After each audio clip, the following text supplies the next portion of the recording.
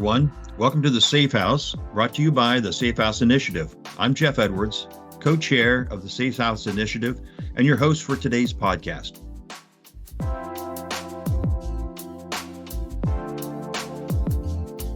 If you're like me, every day I see something mentioning SOC or SOC2, and I wonder what it really is. I have a brief understanding of it, but I don't have a good grasp of it. So I thought we'd ask a couple of folks that are experts in this field to come and help us kind of sift through and gain a better understanding and appreciation. Two things. What is it, number one, and why is it important? So I asked the two founders of Render Compliance to join us today. Really, really fortunate to have Angelica Mayen and Bo Bateau, the two co-founders of the company, to come and join us. Welcome, Angelica, and welcome, Bo. Thank you so much. We are very happy to be here. Yeah, thanks. It's good to be here. Well, glad to have you. So let me ask you a question, individually and then collectively, about your backgrounds.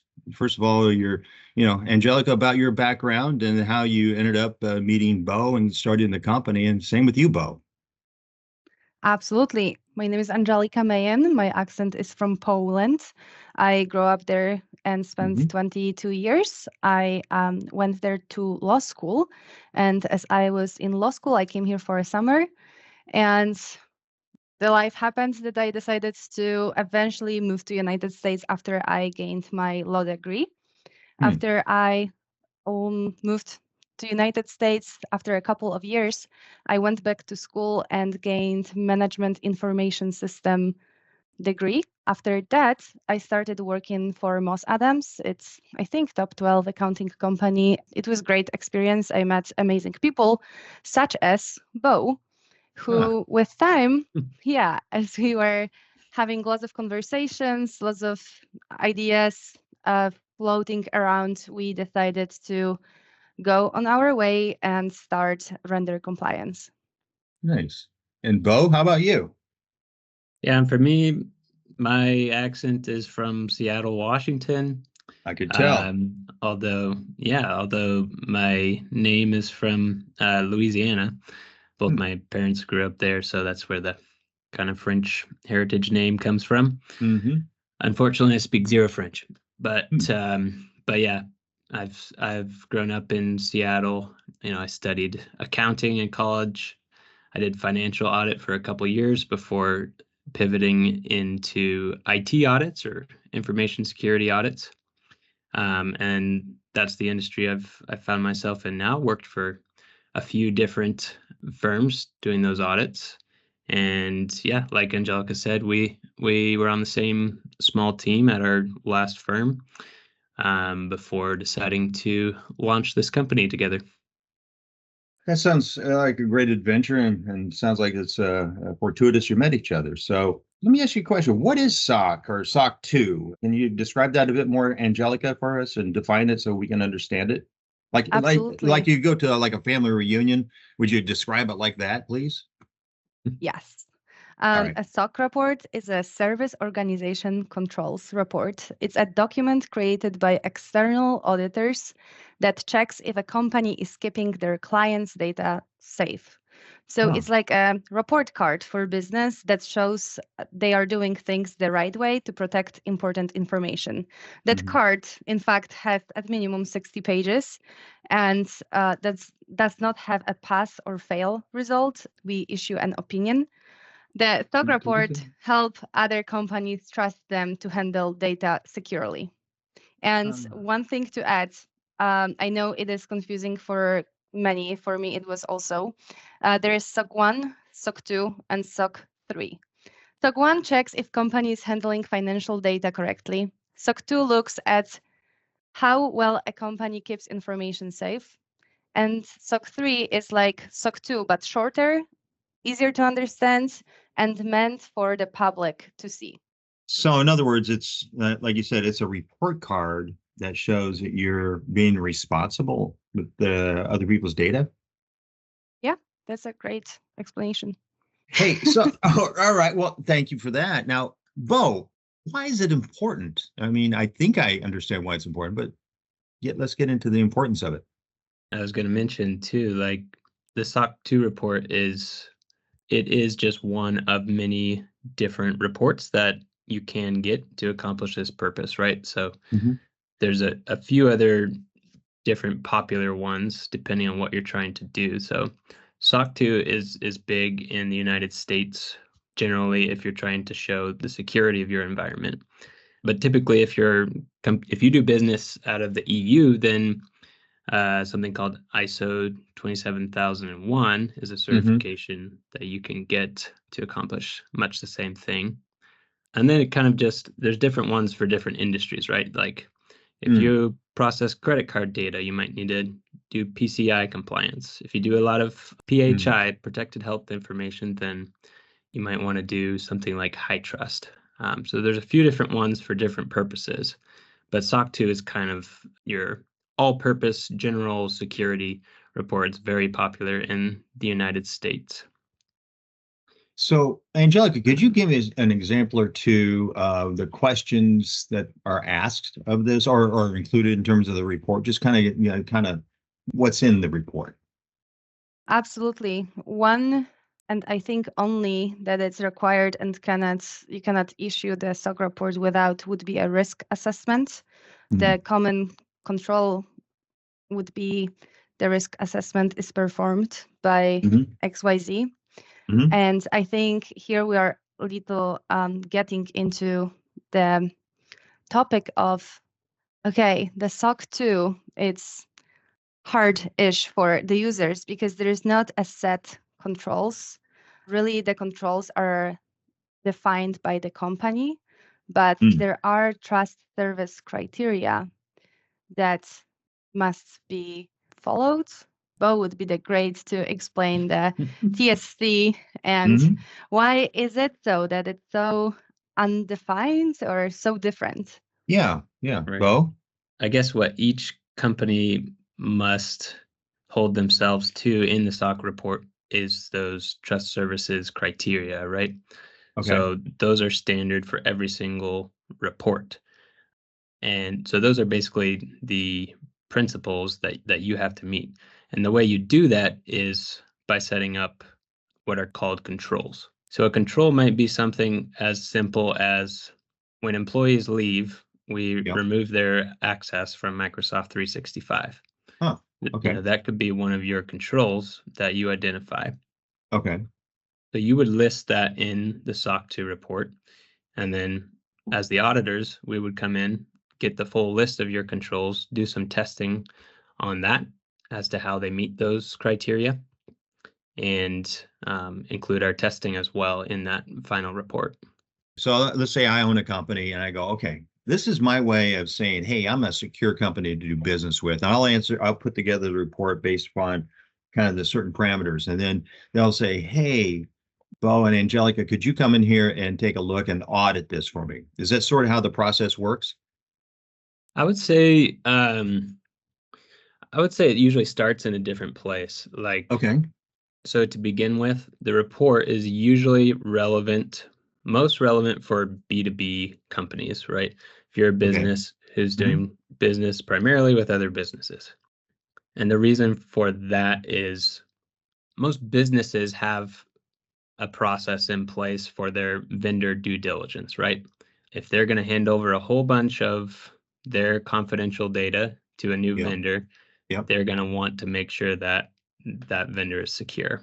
Right. So that's really the whole impetus for this report is when one business asks to audit another business, right? Hmm. Eventually that started happening enough when the second business got fed up and said, you know, there's 20 of you asking to audit me here. Just look at my Yeah. SOC 2 report. So it kind Oh, of yeah. use case was to cut down on that. And if you don't do a SOC report, is there a chance that you do not do a SOC report in today's environment, or is that not even, does it preclude you from doing business with most companies? You cannot do it. You will more likely be bombarded with the security questionnaire. Ah, okay. Some security questionnaire might have up to 200 questions. Some might have 50. And within those security questionnaires, you would more likely answer questions as, do you have a risk assessment? What data types do you have? Do you store? Is the data encrypted at rest? Is it encrypted in transit? Can you detail the network security measurements you have in place, including firewalls? Do you have network segmentation? And so on. So going through the process of developing a SOC and then the audit in particular, is it, okay, I'm doing it because I have to so I can get this business with another business? Or do some companies embrace it and say, you know what, it helps them as kind of a roadmap of how to improve their company over time to maybe become strategic advantage? It is a great question. I love it because we have with Bo quite a different opinion about it, which I think is changing. Bo used to claim that the SOC2 report you should mostly get if the clients are asking for it. Yeah. I like to say that if you care about the data that you are inputting into somebody's system, and you want your clients to trust you and you want to prove it, then just get the SOC2 report to be proactive.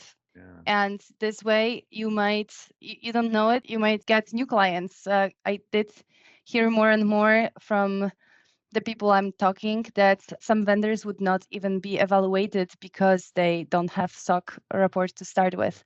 I know that there's still a lot that they don't have SOC reports, and a lot of times they would be asked to answer those security questionnaires. But I think we are getting into the times when you will gain something because of that. You'd be rewarded for taking the initiative. Thank you. I'd agree with all that. I think if you look at the market now, from the people that we talk to, most of them are doing it because they have to. So you might ask, well, what could you do instead of it if you don't want to do it, right? You could just do like a risk assessment, like hire a consultant to work with your company and do a basic risk assessment, maybe work on mitigating some of those top priority findings from that. That would be a great way to improve your security posture too, right? Yeah. To Angelica's point, like the SOC2 is a great starting place for improving your security posture. So it is possible and can be a good idea, I think, to do it just for operational purposes too, let alone even if you don't have anyone that's currently asking for it.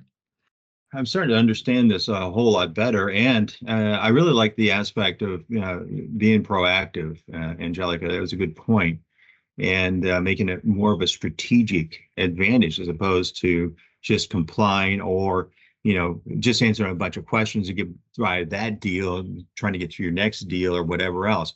Now, do you find that from your company's point of view, do you do a lot of enterprise level type of organizations, or do you a small, mid-sized type of business? Just curious. I'm just who's going after this part? How do you take care of this part of the market?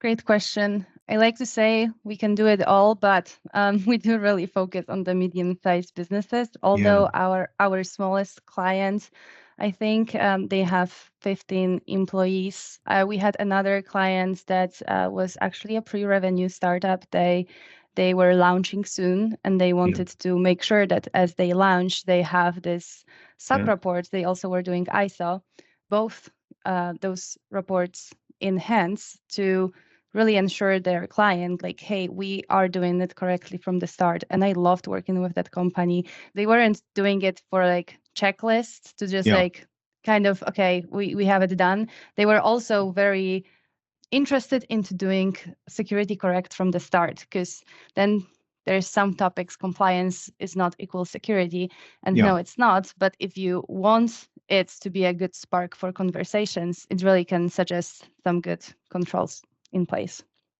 At this point, I think all business sizes are getting it. I don't know about equally, but definitely all startup, mid-size, and enterprise are getting this. It probably looks very different. Like, you can go find, if you're a Microsoft customer, you can go find their SOC2 report on your Azure portal or whatever. and their report is just massive. There's so many different products that are included in it, and they might even do it every quarter. Whereas for a new startup, it could be a lot more simple. But yeah, it is something that applies to enterprise, midsize, and startup. The more differentiating factor is about what kind of data are you processing, Yeah. or what are you doing for your customers. So usually it is those B2B companies that are processing highly sensitive information. So basically, no matter how you cut it, this is a necessary way, something you'll have to do no matter what to do business in the future. Yeah, I mean, I think there's definitely exceptions. Like if you don't process sensitive data, there are definitely companies out there that don't have sensitive data. So Yeah. if they're getting requirements for a SOC 2, I think they should probably push back on that. Say this is not necessary. But but it is becoming more and more of a thing. Information security is becoming more and more of a need, right? You have like more and more, so every company today is kind of a tech company, but it kind of started out with like companies had more and more complex data environments, and then you had the democratization of personal computing. Now that everyone has a laptop, everyone can become an attack vector. Yeah. And then you had, the release of the internet, or the widespread of the internet, and just increased connectivity. So everything now becomes sort of a public target that used to only be reachable maybe, on land. And then after that, you had, which is really when SOC 2 started to explode in the market, you had the introduction of the cloud, right?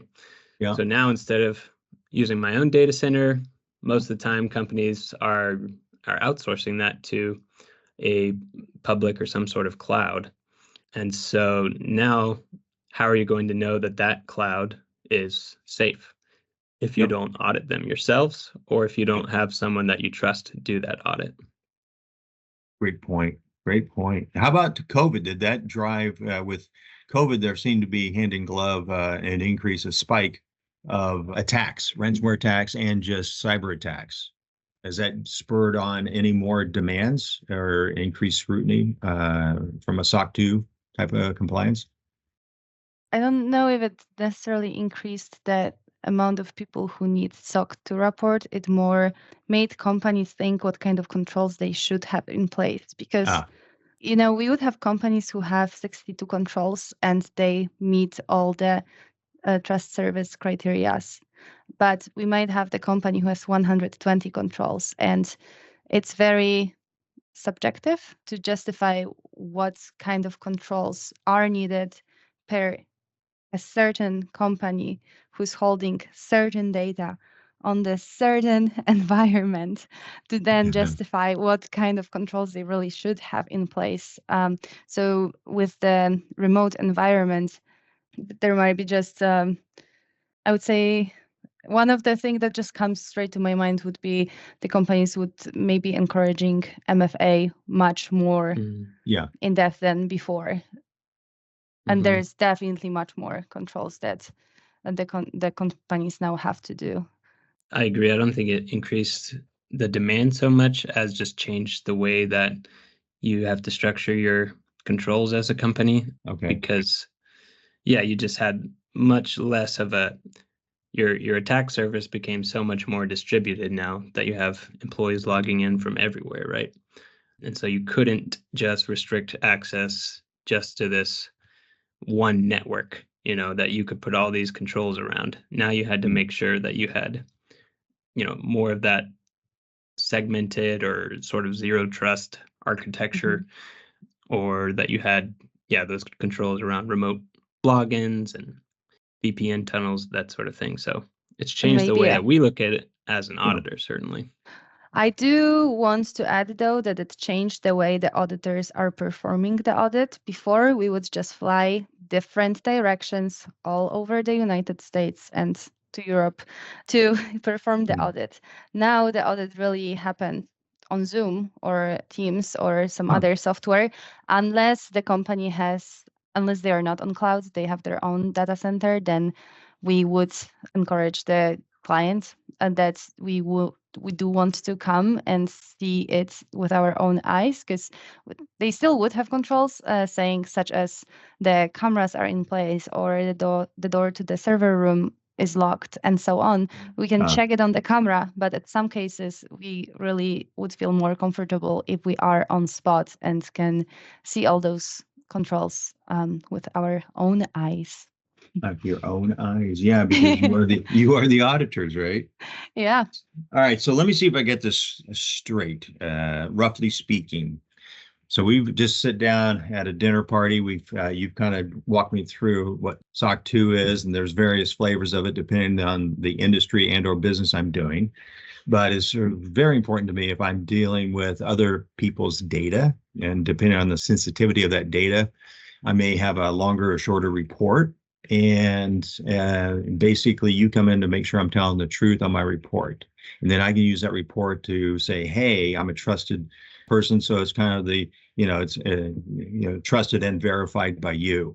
Yeah, that's exactly right. I think the alternative to this type of report is, like Angelica was saying earlier, the accepted alternative in the industry right now is the security questionnaire, right?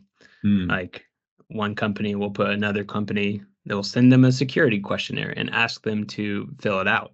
They get those responses back and make sure it's consistent with how they feel about it, right?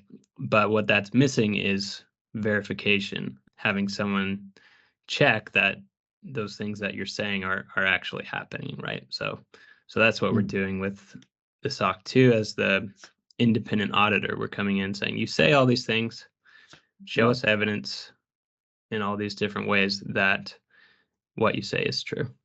Which actually here, if I can add what Bo just said, there is SOC 2 type 1 and type 2. With type 1 looks at the company's control at a specific moment in time to see if they are designed well, while SOC 2 check if those control were actually in place, if there is a reasonable assurance that the controls were performing correctly throughout some certain period, which would be either 3, 6, 9, or 12 months.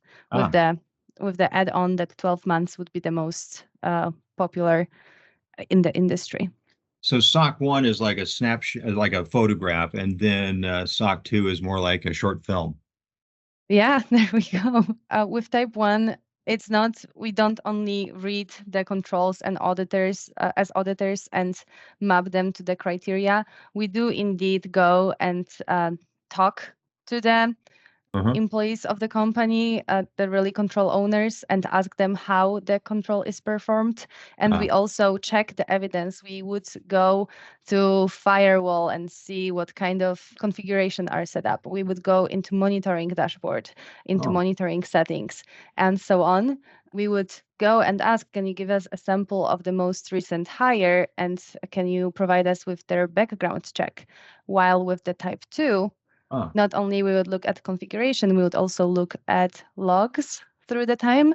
And then we would ask for the entire population of all new hires, and then select randomly samples and then ask them, okay, out of those 20 new hires, can you give us those specific 6 samples for those 6 specific samples background check. And then we would write with our testing procedure, out of 20 selected samples, if there was an exception, 2 of the samples, like there was no evidence that the background check was performed, for example.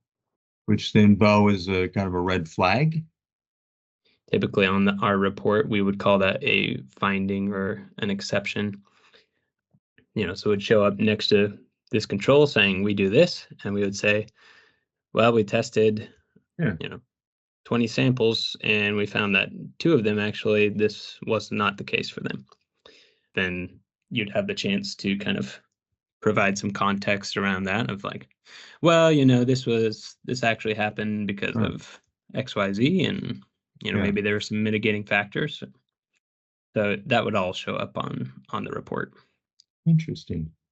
So it sounds like you guys do a little. It requires technical expertise because you have to do some technical validations of if what they say is true, as well as more of, the management, and it's quite a job you have. Sounds like. Yeah, it's fun. It really is. Like, think about the fact that we are going to many different organizations, asking them about their processes, having conversation. Yeah. Okay, yeah, sometimes we'll have really great conversation why one solution is better than the others for their case and how they are. So yeah, we can like look at the world of IT through many lenses. Yeah. Right. And usually we're talking to many different stakeholders too, right? Like we're usually Mhm. talking at least to HR and to IT and to engineering, and Yeah. you kind of have to speak a slightly different language with each one. So it definitely keeps us on our toes. Do you have to declare if you've been breached in the SOC report or had any issues previously? You have to declare that? Yeah, short answer, yes. There's different ways you can do it, but usually the SOC2 report will be over a period of time. Usually that's a year. So you do have to declare in that report. There's usually two major sections in the report. There's management section, or if you're the one getting the audit done on you, that's you, management. Yep. And then there's the auditor's testing. So that's more our side of it, right? So Uh-huh. you're pretty much responsible for the management's side of that. And yeah, Got one it. of those, I guess what you're doing overall in there is you're telling the reader about here's the system that's in scope. Here's what it does. Here's Yep. how we protect it through Yep. all these controls. And then a few other pieces of information about it, right? So one of those is, did we have any system System incidents. security incidents during Yeah. that examination period? Got it. So every week with our guests, I ask them the same question at the end. If you could offer one thing that our audience could do today to improve their security or their overall fortunes, if you will, what would that be? And let's start with Bo. I would say the first thing you should do is a good risk assessment. And we could provide some links, I'm sure, to publicly available templates for risk assessments. You Yep. could go through those yourselves. You could hire a consultant to go through that with you. But that's really the place to start to figure out baseline. What am I doing well currently to protect all this sensitive data? Yep. And what am I not doing well? What am I opening myself up to that I could easily close or could prioritize over the next year and get that tightened up? Excellent advice. And Angelica, same question to you. I would encourage the companies to review what kind of data they store, assess whether they need to store all that data, and then evaluate if they indeed are doing the best they can to keep that data safe. And then on the other side, kind of evaluate what kind of data they are sharing with different vendors and whether it is really necessary. And if not, delete it. You just don't hold it. Yeah. Yeah. Well, I tell you what, Bo and Angelica, you've been a delight to have on the Safe House today, and we really appreciate taking the time and as a contributor to the Safe House, you've helped a lot of people today, help understand the importance and potentially the strategic advantage. Thank you, Angelica and Bo, for joining us today on the Safe House. Thank you so much, Jeff, and thank you so much, Safe House Initiative, to do amazing things and educating others. Thanks so much. Really appreciate it. A special note for our listeners, Bo and Angelica have graciously provided some tools that will help guide you to quickly find the key pieces of information and what to review within a SOC report. These templates are available on the Safe House Initiative website under Contributor Tools at safehouseinitiative.org/contributor-tools. Our special thanks to Bo and Angelica for their contribution to the Safe House Initiative.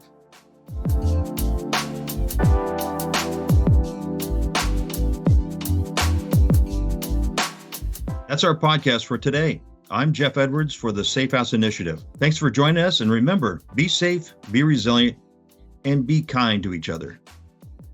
For more information about the Safe House Initiative, please use your mobile device to scan the QR code on the screen, or send us an email at info@safehouseinitiative.org, or visit us on our website, safehouseinitiative.org. We look forward to hearing from you.